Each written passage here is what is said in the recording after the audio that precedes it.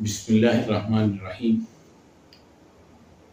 الحمدللہ رب العالمین والصلاة والسلام علی خاتم النبیین۔ ریاست مدینہ میں آباد کاری اور مسلسل رقبے میں اضافے کے باعث ہونے والے مسائل میں سب سے بڑا مسئلہ مہاجرین کی نو آباد کاری تھی۔ یوں کہیے تکمیل ہجرت کے بعد درپیش مسائل کے انبار آپ صلی اللہ علیہ وسلم کی فہم و ذکا کے منتظر تھے۔ اس میں سب سے بڑا مسئلہ مہاجرین کی نو آباد کاری تھا۔ مدتوں سے حریف رہنے والے مختلف قبائل رواج اور مزاج رکھنے والے مخاصمت کی آلودگی سے مبرہ نہ تھے۔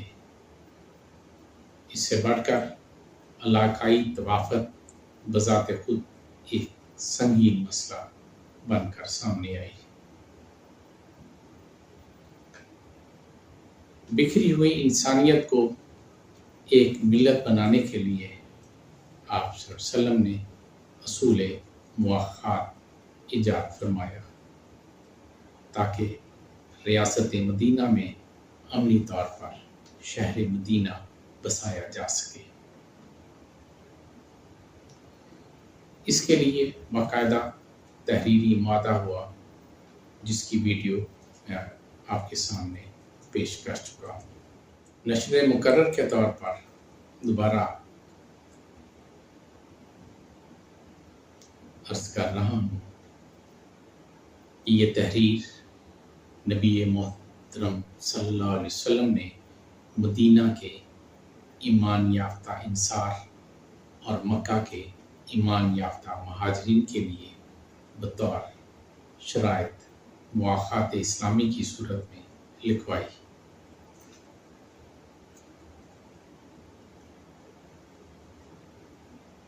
اس کی شرائط درج ذیل ہے۔ چونکہ مکے کے مہاجر ہوں یا مدینہ کے انصار، اسلام کی روح سے ملت واحد ہیں، اس لیے ان میں خواہ ان کا تعلق قریش مکہ کے کسی قبیلے سے ہو یا مدینہ کے انصار میں بنی سعدہ، بنی نجار، بنی عمر بن عوف، بنی نبیس سے ہو، اپنے معاشی حالات کثیر العیال اور تنگ دست ہونے کی وجہ سے کبھی ایک دوسرے کا ساتھ نہیں چھوڑیں گے، بلکہ فہم و فراست کے راستے پر چل کر باہمی امداد اور باہمی بھائی بندی پر کمر بستہ رہیں گے۔ کوئی مومن غیر مومن کا حلیف نہیں ہوگا اور نہ ہی مومن دین کے مابین ظلم و تعدی کا ذریعہ بنے گا، نہ فتنہ و فساد کا مرتکب ہوگا۔ کسی غیر مومن کی نصرت و امداد پر مائل نہیں ہوگا، خواہ وہ غیر مومن کا بیٹا ہی کیوں نہ ہو۔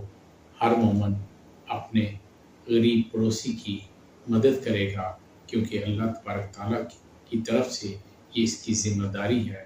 کوئی مومن کافر کے ساتھ ہو کر کسی مسلمان کو قتل نہیں کرے گا، نہ ہی کوئی مومن کے مقابلے میں کافر کی مدد کرے گا۔ بعض مومن یہودیوں کے غلام ہیں، ان کے لیے مومنوں کی یہ ذمہ داری ہوگی وہ ان غلاموں کو ان کے غیر مومن کی مدد نہیں کرے۔ البتہ بطور عدل و انصاف باہمی صلح و صفائی میں شریک ہو سکتا ہے۔ کوئی مومن قریشی کے کسی مشرک کو پناہ دے گا، نہ کسی مومن پر اس کو ترجیح دے گا۔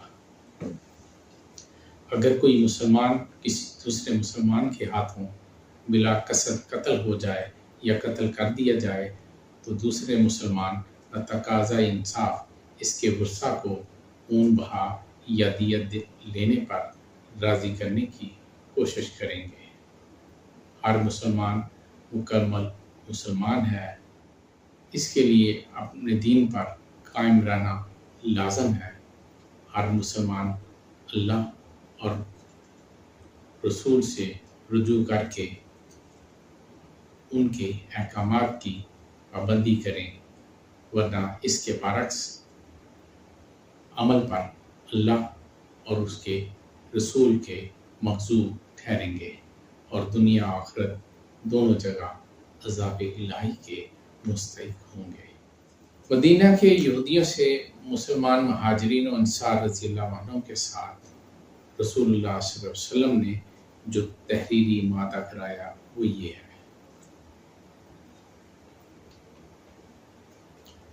یہود مدینہ اس بات پر متفق ہیں کہ وہ مدینہ کے مسلمانوں سے کبھی محاربات نہیں کریں گے۔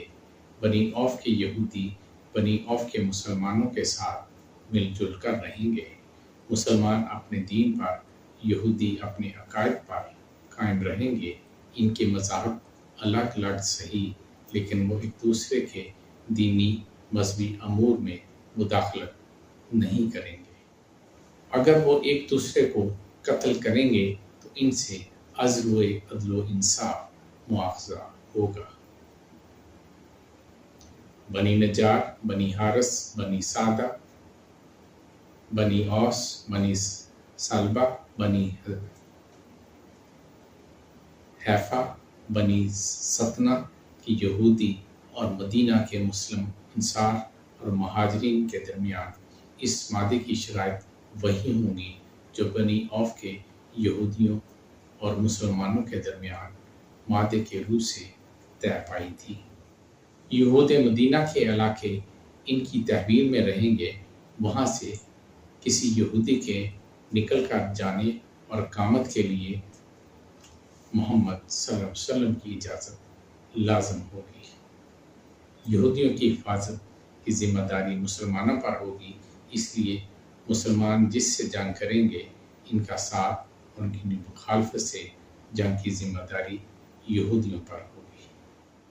باہمی نزاع یا اختلاف میں نبی محتشم سے مصالحت یا فیصلے کے لیے رجوع کیا جائے گا۔ تعمیر کا پہلا ستون معاشرے میں یا خاندان میں یا محلے میں امن ہوتا ہے۔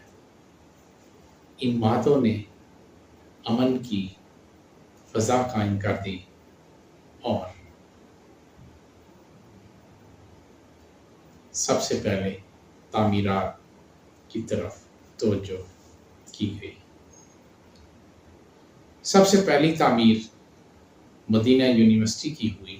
یہیں سے آپ صلی اللہ علیہ وسلم کے نور نے کائنات کو ذرہ ذرہ آفتابی بخشی۔ مسجد نبوی کی پہلی تعمیر کا رقبہ 1050 مربع میٹر تھا۔ 7 ہجری میں آپ صلی اللہ علیہ وسلم نے اس میں توسیع فرمائی۔ رقبہ 1361 سے بڑھ کر 2274 مربع میٹر ہو گیا۔ اس کے ساتھ آپ صلی اللہ علیہ وسلم نے حجرے بنوائے جو باب جبریل کی طرف تھے۔ مسجد نبوی میں آخری توسیع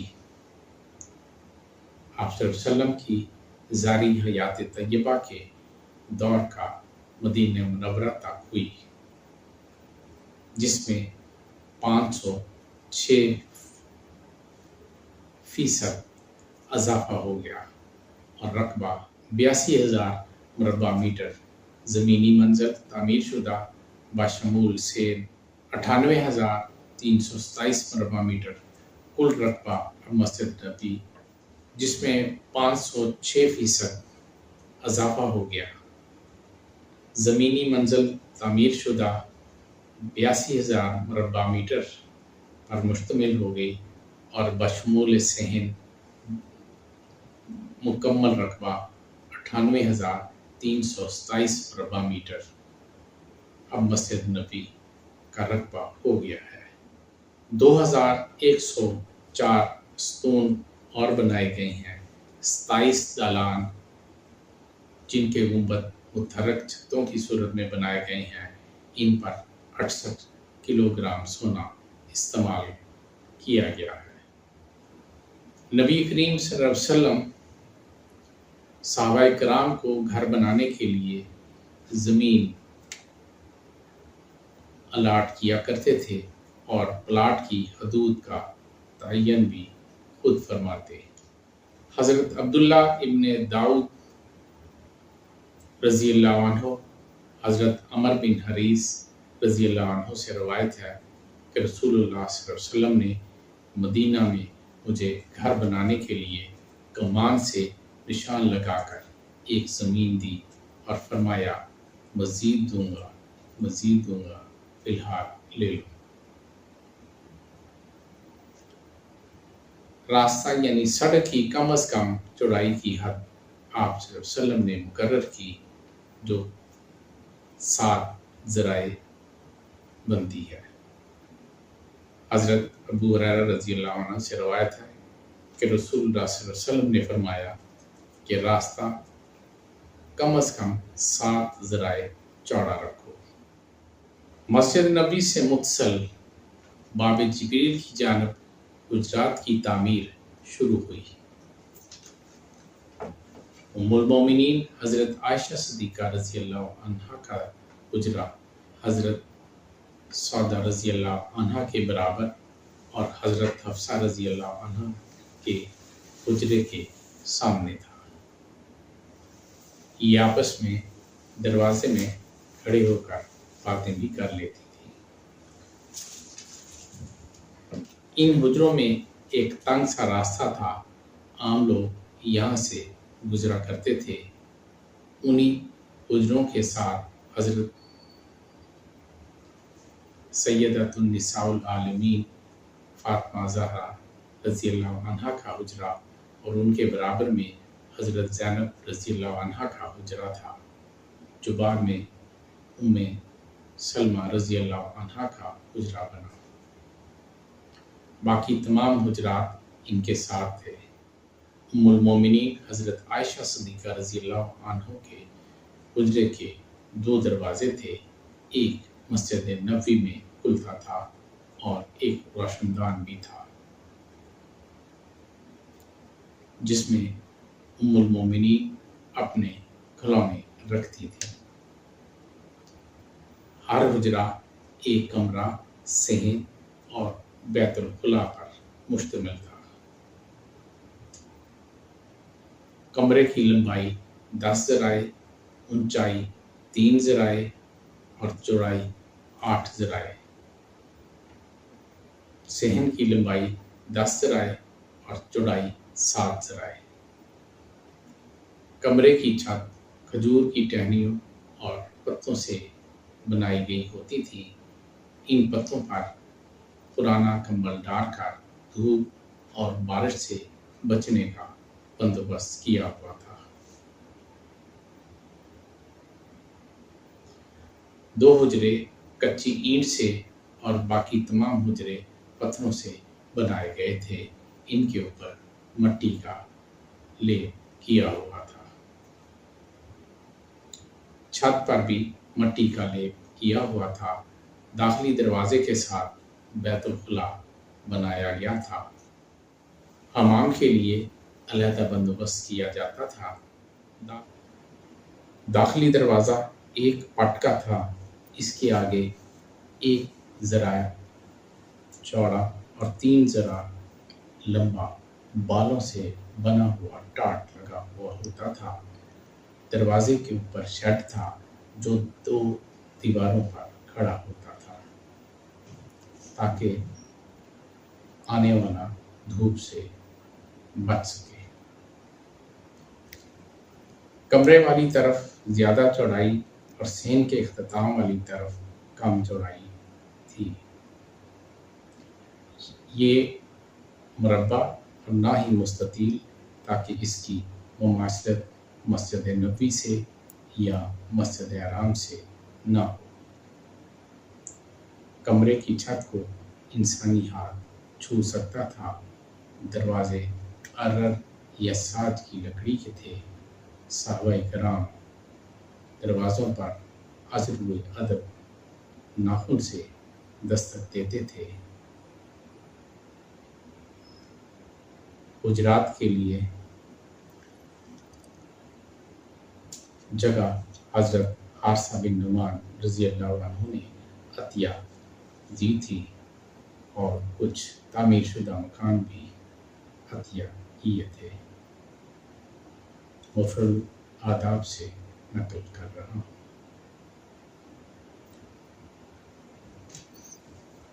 اب حضرت عائشہ رضی اللہ عنہ کا حجرہ روضہ مبارک ہے اور حضرت حفصہ رضی اللہ عنہ کا آدھا حجرہ روضہ مبارک میں اور آدھا مواجہ شریف کی طرف، جہاں سے غلامان رسول صلی اللہ علیہ وسلم آپ صلی اللہ علیہ وسلم کو درود اور سلام بھیجنے کو سعادت اور فخر اور سرمایہ محسوس کرتی ہیں۔ جزا اللہ عنا سیدنا محمد بما هو اہلہ، الصلاۃ والسلام علی خاتم النبیین، الصلاۃ والسلام علیک یا رسول اللہ۔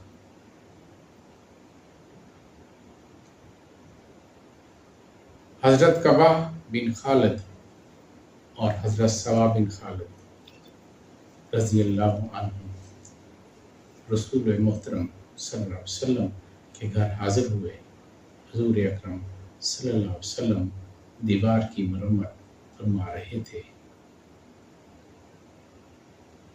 دونوں اصحاب نے نبی کریم صلی اللہ علیہ وسلم کا دیوار کی مرمت میں ساتھ دیا۔ تمام حجروں کی دیواریں علیحدہ علیحدہ تھیں، مشترکہ دیوار کا کوئی تصور نہیں تھا۔ آج کے دور میں یہ مسئلہ مقدمات اور دشمنی کا باعث بنا ہوا ہے۔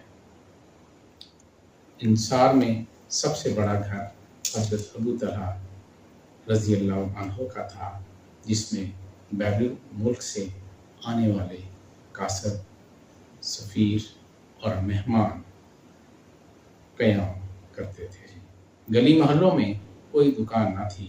مسجد نبوی سے مسجد کعبہ کی جانب بنو قینقاع میں باقاعدہ بازار قائم کیا گیا تھا، جہاں سونے اور چاندی کی زیورات کی دکانیں بھی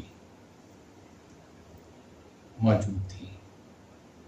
مسجد نبوی سے بنو قینقاع کے درمیان حضرت ابو طلحہ رضی اللہ عنہ کا کھجور کا بہت بڑا باغ تھا، اس کو ختم نہیں کیا گیا۔ ہجرت کے سال مدینہ کی کل آبادی 10,000 تھی، جس میں بمشکل 500 افراد انصار و مہاجرین ملا کر مسلمان تھے۔ قرب و جوار کے اکثر قبائل میں کچھ لوگ مسلمان ہو چکے تھے۔ اس بات کا بہرحال امکان موجود تھا کہ غیر مذہبی اکثریتی علاقوں میں مسلمانوں کو ڈرا دھمکا کر خان کی اجتماعی یا معاشی دباؤ ڈال کر کسی فتنہ میں مبتلا کر لیا جائے۔